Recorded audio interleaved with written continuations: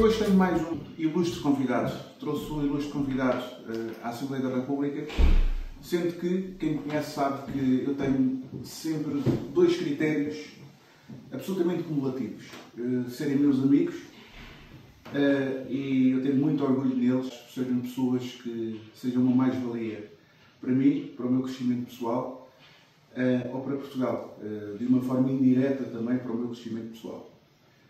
E hoje tenho comigo um outro amigo que, antes de mais nada, teve a simpatia de me trazer o seu... Este não é o teu primeiro livro, no entanto, é o mais conhecido, é o teu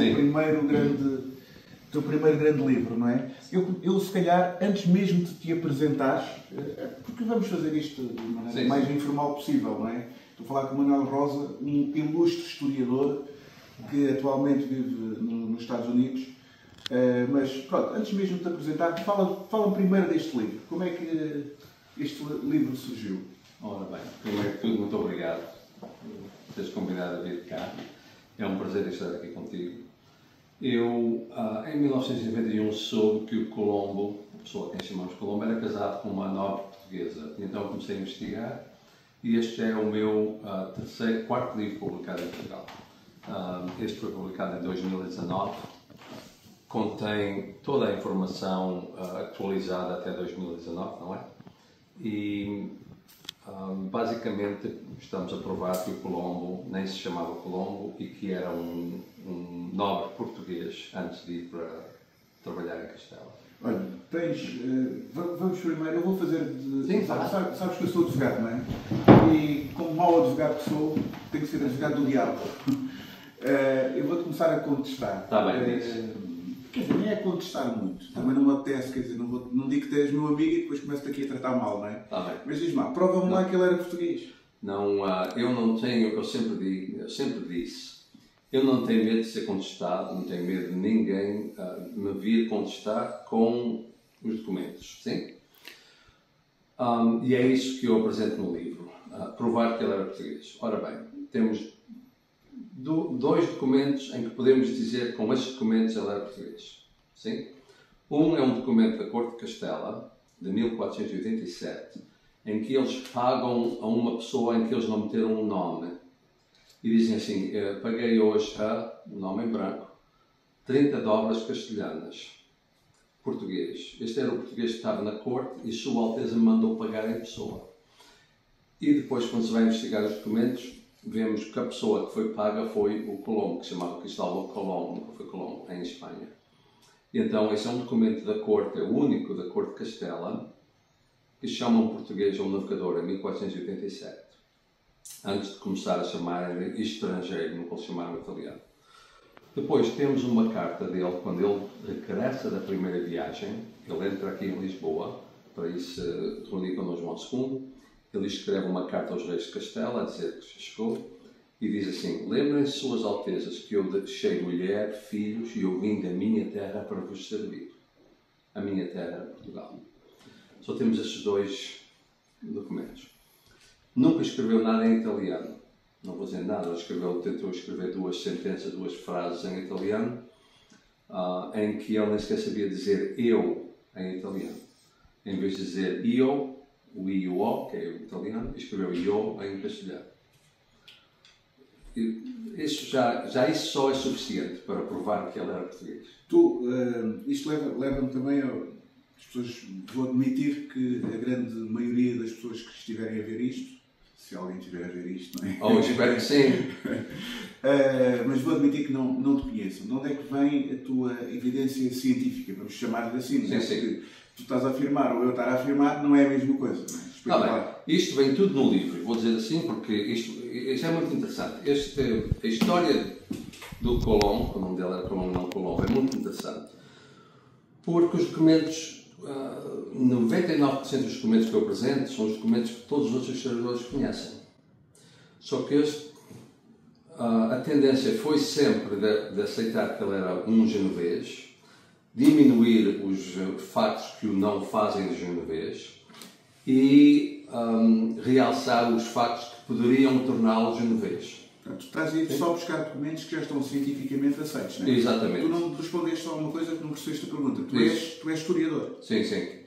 Qual é a tua formação? Historiador? Bem, onde é que a foste buscar? Eu vou dizer assim, eu fui licenciado em Ciências Humanas em 1983, mas eu, quando me foquei no Colombo, eu comecei a investigar tudo, os documentos todos, tudo que foi escrito, as crónicas, mais de 4.000 livros que eu tenho lido de história em várias línguas. E depois eu formei-me, sou doutorado em História pela Universidade dos Açores. Agora, o que eu posso dizer, isto, coisas que qualquer pessoa que leu o meu livro, eu sempre sempre entendi que as pessoas, que os leitores tinham que ver os documentos para saberem o que eu estou falando, não é? Porque dizendo que ele era português, sem mostrar os documentos, não, as pessoas ficam sempre com a dúvida, sim? Agora, como eu disse, isto é o documento de 1487 da Corte de Castela, em que eles chamam português duas vezes. Eu tenho ali sublinhado o nome, a nacionalidade, português, exatamente. E agora, este documento é muito interessante, porque eles deixaram o nome em branco. Já nessa altura, em 1487, mostra-se que a Corte de Castela estava escondendo a identidade dele. E quando se vai ver os livros, está lá escrito: paguei ao Cristóvão Colombo 30 dólares castelhanos, que é o que está neste documento. Só num documento temos a nacionalidade, no outro temos o nome.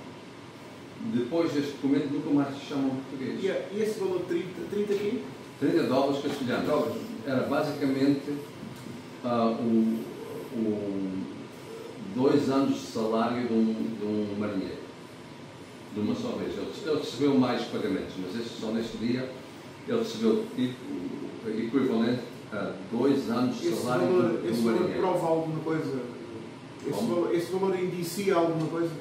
Pois, era um pagamento elevado, vamos dizer assim. Era o salário de 2 anos de um marinheiro, só naquele dia.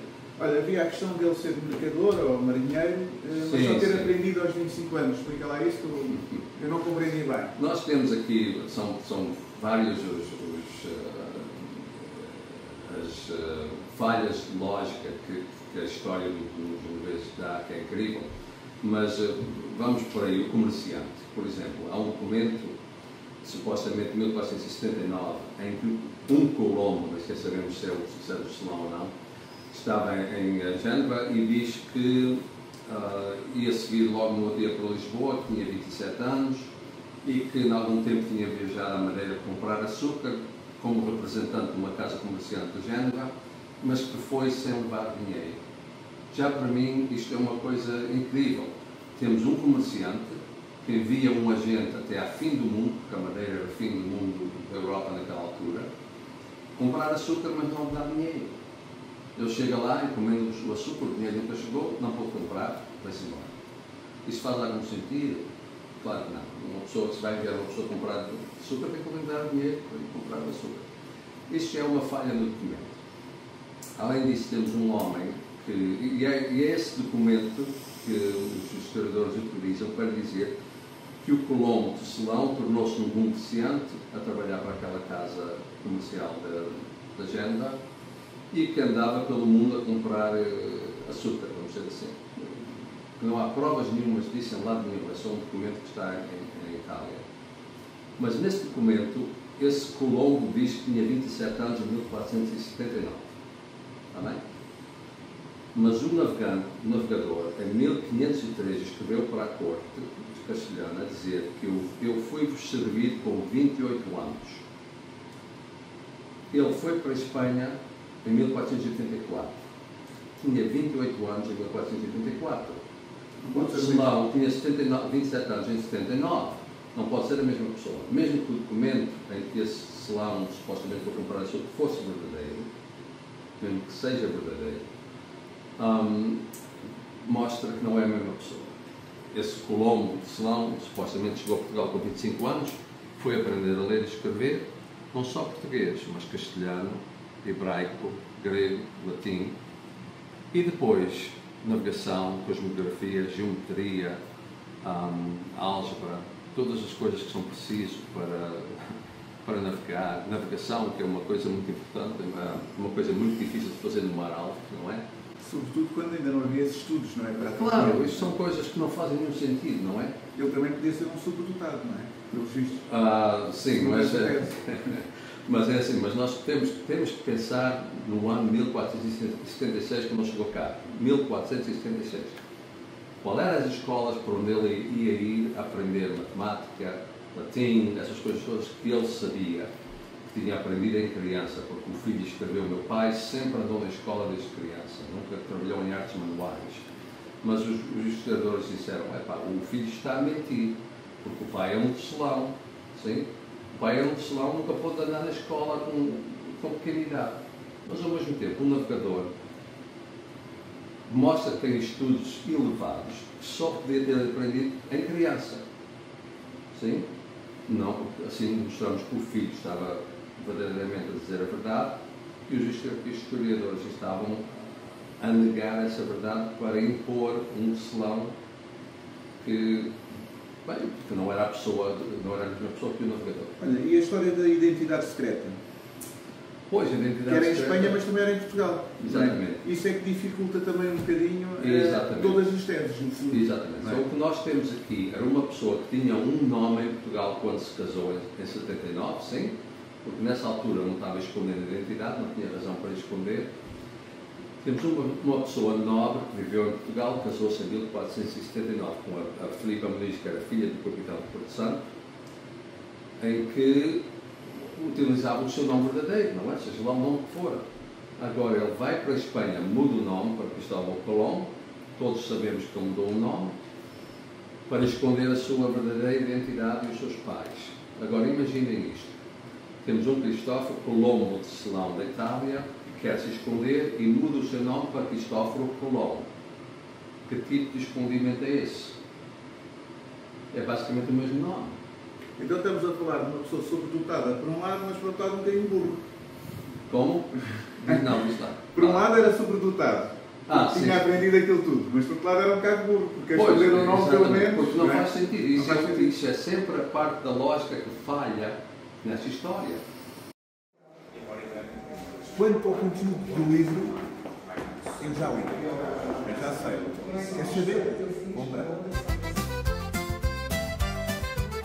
Oh, Joana, tu dizias que gostavas de mim e que enlouquecias, o que é que passa enfim?